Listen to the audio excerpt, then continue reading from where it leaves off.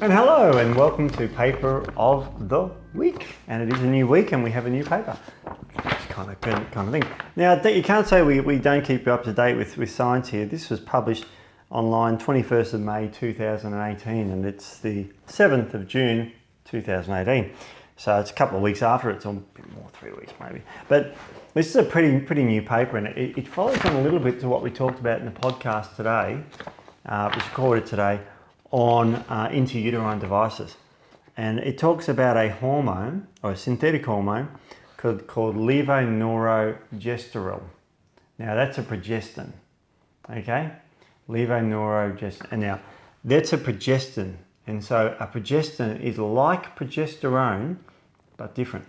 It binds to progesterone receptors and has a progesterone-like effect, but being synthetic, it has side effects. So this is what this paper is talking about.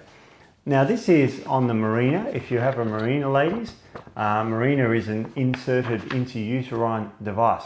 So it's a device that's shaped like a T, that for the guys who don't know what this is, it goes inside the uterus and sits there and stops you falling pregnant for about 5 years. And it very, very slowly releases progestin and makes your uterus unsuitable for pregnancy. So it's an intrauterine device, if you think of that. Okay, in the olden days we used to think that when you put this in the uterus, it just acted in the uterus, didn't go anywhere else in the body, certainly didn't go into the bowels or didn't go into the brain. This was unheard of. So it was a great, safe contraceptive that was like, yes, we don't have to take the pill every day. You stick it in there and 5 years later you're all fine. Well, we now know there's a horrendous amount of side effects with this for a lot of women, and in fact most women end up taking it out within the first year. So it's quite serious. But this one is a new kind of side effect that came out in the literature a few weeks ago. And it does in fact show that this progestin actually goes into the brain.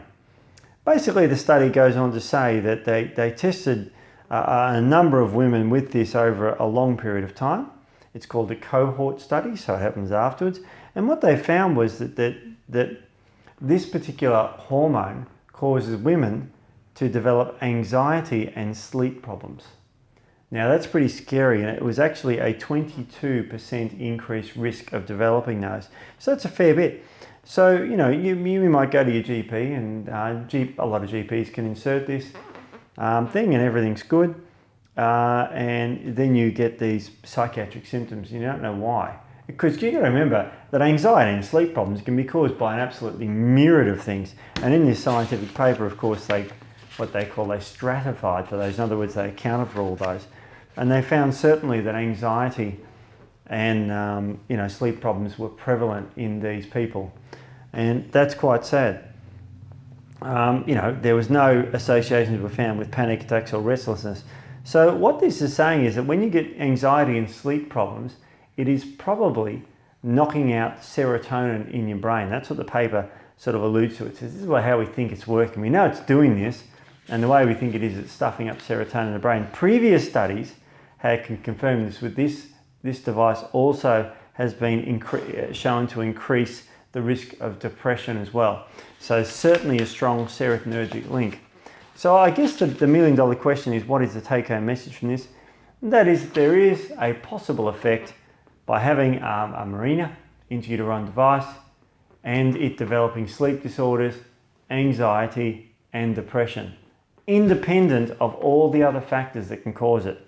So on top of your busy life and your stressful boyfriend, ladies, or husband or partner, you have got this potential effect which could be affecting you adversely. There are a number of other side effects to this, menstrual problems, amenorrhea, all sorts of things. One of them is putting on weight too, is another side effect of this.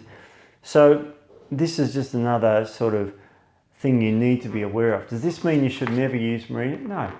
But does this mean you should be aware of the potential side effects? Absolutely you should. So keep that in mind when you're considering getting a Mirena. Thank you very much.